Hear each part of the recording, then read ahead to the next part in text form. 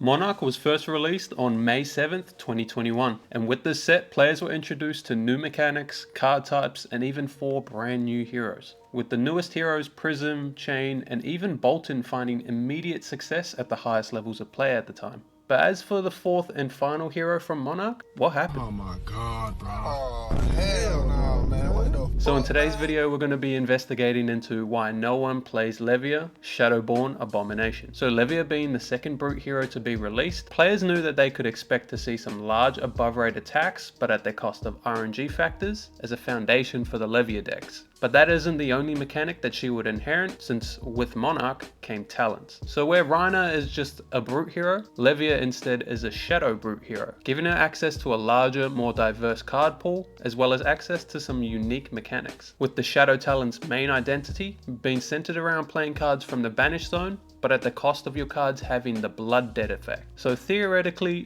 Levia could have been a deck based around large brute attacks with a way to recur them from the banished zone repeatedly. But instead, not only did she not get anything to support this playstyle, but she also just inherited all the weaknesses of both the brute class and the shadow talent instead. This left Levia with large RNG based attack actions that have no on hits in brute fashion, and then mix that with no real ways to consistently recur cards from the banish, but still having the downside of blood debt on all of her cards. But all good, at least they gave her hero ability a way to quote unquote synergize with these two major downsides that she has to work around. With her hero ability allowing her to turn off the blood debt for the turn, if she banishes a 6 or more power attack that turn. But using her hero ability to help regulate these two major flaws she has is paradoxically just another restriction, since now she has to play around RNG attacks with no on hits, blood debt, and now you have to top that off with no real hero ability. So this left Levia with 3 major flaws design wise, but it's normal for decks to have downsides to help regulate the upsides the deck has access to. So let's go over the reasons why you would want to play Levia. So Levia is mainly known to have the most highest statted cards in Flesh and Blood, but to be honest, this is only true because these cards have downsides of both the brute's RNG and because of the shadow talent's blood debt. And due to her being a shadow brute, this gives her access to the most powerful cards available to both brute and shadow. These cards being Blood Rush Bellows for brute and Carrion Husk for the shadow talent. Blood Rush being known as Rhinar's way to land 20 plus damage turns on an opponent, but this is mainly due to his hero ability intimidating the opponent's hand to prevent blocks, whereas Levia doesn't have a hero ability. And then Carrion Husk, being one of the best chess pieces in the game, but it doesn't actually help Levia all too much due to her brute-like attacks all costing awkward amounts of resources. So this kind of forces Levia into running Tunic instead if they want to stay efficient, as they should. And then really, that's it. So all up, Levia gets 3 major flaws of RNG, blood debt, and no hero ability, and in return they're given big inconsistent attacks and access to 2 powerful cards that overall just suck in her deck. And all of this leaves Levia players with literally no real reason to play her, since it's not like the upsides aren't outweighing the downsides, it's more like there are literally no upsides, which is really awkward when you're trying to build successful versions of Levia. And with that said, the most recent successful version of Levia was just played at Pro Tour Baltimore, where Giga Chad, Joe Biden, West Kanye, Femboy Burger,